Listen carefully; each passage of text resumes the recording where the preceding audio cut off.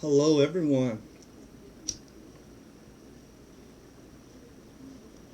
Havoc is back, and yeah, it's been a while. Life is just tough.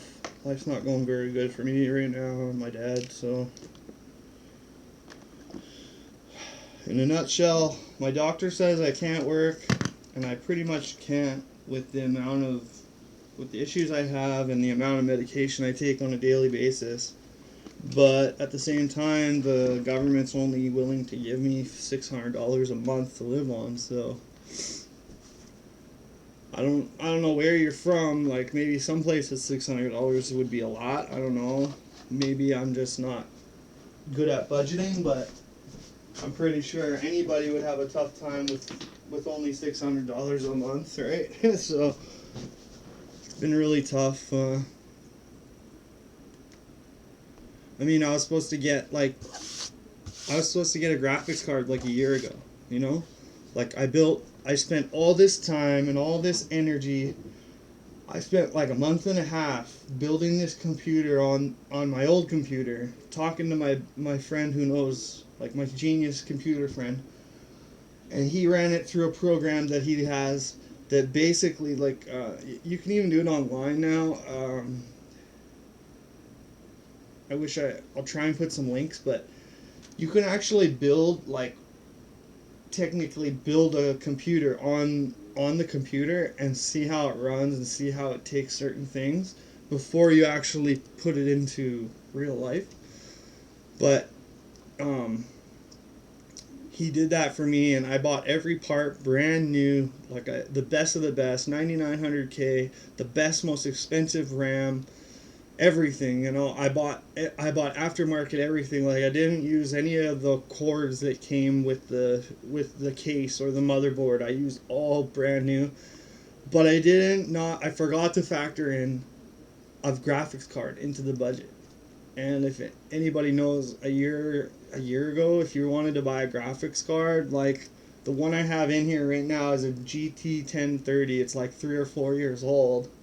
It's the graphics card from my old PC, my i3. And even a year ago, this 2 gigabyte graphics card was still worth like $300. Now you can get it for like $100.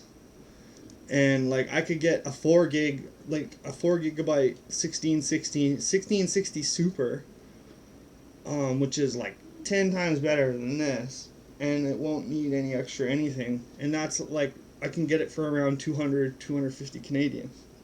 So I'm gonna try and wait a little bit longer, and instead of getting a 4 gigabyte, I'm gonna shoot for getting a 6 or an 8. So maybe it won't be, might not, excuse me, it might not be the best 6 or 8, might be like kind of bottom of the line, but for longevity's sake, I might as well get as many as I can. That's kind of how I think about it. So anyway. Yeah, and like that whole thing, I was really gung ho about becoming a streamer, a YouTuber, and trying to devote like all my time to it, and I basically was. But I had like for the longest time when I had my first two channels, my first channel for the longest time I had 15 subscribers for the longest time, and then it started to grow a little bit, but I thought it wasn't fast enough, so I went to some website that I researched it. I thought, and it said it was totally legit and everything else. But I went to this website, and it's basically like other people that are struggling and are trying to become streamers or YouTubers. They go to that same website, they sign up, and then you get like a certain amount of tasks in a day. And what the tasks are is you got to watch a full video of somebody else's work and comment on it, tell them whether you like it or not, and all that. And then in return, if you do that, then they'll do the same for you. So I thought, well, that's really smart, right? Like maybe it'll work. Literally, I signed up. The next day, I got an alert on my phone, so I fired up my PC. I sign in, and that program or somebody had gotten a hold of my account, and they had uploaded like 60 videos on both of the accounts I had. And what the alert was a copyright notice infringement. And before I could, as I was like literally trying to delete all these videos, my account just kicked me, and I could never get back in. And I tried to tell Google, I tried to like reason with them and everything, and they just weren't having it. So, yeah, I kind of gave up after that. And then I tried to start a podcast on my own, and I failed. I couldn't find a host. And then I had a brilliant idea of starting a podcast with my dad. So far, we've done 2 videos, but him and I, it's just we've been so stressed with everything lately. We haven't really been seeing eye to eye, and like this is a big house, and it's just him and I and our 2 dogs. And I live like basically my bedroom has everything like king size bed, big screen TV, my computer, everything like everything I want, right? And I rarely leave my room because of my anxiety problems. I rarely go anywhere. And my dad spends most of his, like, he works Monday to Friday, like 8 hours a day, a regular job, but he has a home office downstairs. And usually when he's not working, he's either sitting on the couch downstairs watching TV while I'm up here on my PC or watching TV, or else he's in his office. So it's like, unless I go downstairs to like go outside or walk the dog, or which I seldom actually do, or get a drink or get something to eat, even then, like, we barely even say hello to each other. So, like, I don't know. Times are tough, and I'm not gonna complain. I'm not trying to whine, and I'm not trying to say like, oh, poor me. I know that all of you and everyone in the world faces tough times, and this is what life is all about. It's how you manage and how you get through, right? How you deal with these tough times, and you just got to keep getting back up. That's what they keep saying. And like even when I was I went to rehab, 4 different rehab facilities, and they all told me, even if you think it's all bullshit and you're fed up with everything and nothing's working, just fake it till you make it. That's probably the best thing I ever heard when I was in rehab. Honestly, that's probably the number one thing that has stuck with me. It sounds wrong, right? Like it sounds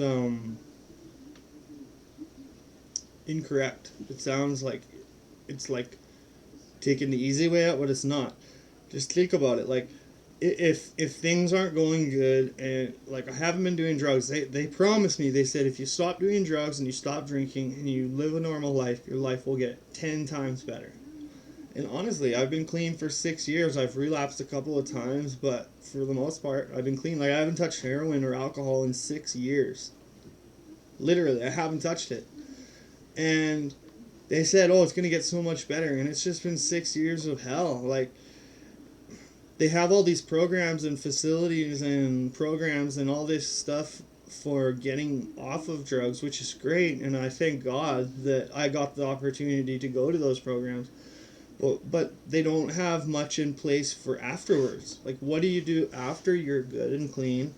But a guy like me, once I was off drugs, it was a huge shock to the doctors I was dealing with, because they realized, wow, no wonder you were doing so much drugs. You have bipolar disorder, you struggle with severe anxiety, you're severely depressed. So it wasn't just me using and then turning into an addict. I was basically, what the doctors called it is it's almost like I was self-medicating, if that makes sense. And I was just trying to fight all the things from my past, and I was just fighting all my bad feelings, right? And it's just not right. You got to get things out. You got to live without a mask on, man. Like, you got to take that mask off and just be yourself, and tell the people you love the truth, and tell the people that you love them every day, and just be there for them, and make their lives better, and they'll make your lives better, and your life better. That I do believe. But I mean, it's just like they said, oh, just stop doing drugs. That's the only reason why nothing ever works your way. And it's like, I'm starting to not believe that, because I don't use drugs. I mean, I'm smoking a joint here, but I used to be a heroin addict. I used to do speedballs, but instead of using cocaine, I would shoot up meth. And then I would smoke or shoot up a bunch of heroin. Like, I overdosed 3 times. I saved myself a couple of times. I've been saved. Like, I shouldn't even be here. I should be dead. My dad basically told me that's what he was waiting for. It was just he just was sitting around waiting. He thought for sure any day now I'm gonna get a call from the cops or someone, and they're just gonna say, "Yeah, Ty's dead." But I lived through it, and but why? What am I supposed to do? Like, what's the next step? Like, I just wish there was a sign. I wish there was some profound thing had to happen that would make me realize what I'm supposed to do. Like, am I supposed to just get a minimum wage job and go back to work and fake it until I make it and just hope I can handle it? Like, that's kind of the cycle I was trapped in when I was using. It was like I'd get a good job, I would work really hard for a few weeks or a few months, and then once I started growing money in my bank, one day I would just lose it. I'd say, "Oh, it's all for naught," and I'd go out on a one. I'd say, "Tonight I'm going out. I'm gonna get wrecked," and tonight turns into 3 or 4 days later, and then I sleep for 3 days, and it's like a week's gone by. I lost my job. My parents are pissed at me. I'm behind on my bills, and all of a sudden it's the end of the world. And then I would fix that and get a job again, and it's just a complete cycle. And I'm just not. I don't want to do that anymore. It ain't. If it doesn't work and you continue trying it, that's insanity. That's the definition. Repeating the same thing and expecting different results is the definition of insanity. As Einstein, I think, was the one who said that. It's true. Why should I? Why should I go back to work for 2 weeks to get a 2 week paycheck? Yeah, that's great. It'll be $300 or $400 more than I get from the government doing nothing, just sitting at home, and then I'll just end up not making enough, or I'll use it on drugs, or I'll screw up again, and then everything I touch just fucks up, and I just can't fix it. I don't know what to do.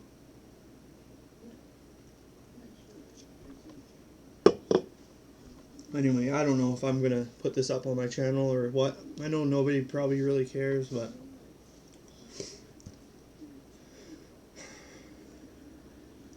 to anybody out there that is struggling with drugs or addiction, anything, or mental health, like, I love you. I believe in you. Hit me up. Contact me if you need someone to talk to. But I mean, I'm obviously going through my own shit right now too, right? So, anyways, Havoc's back.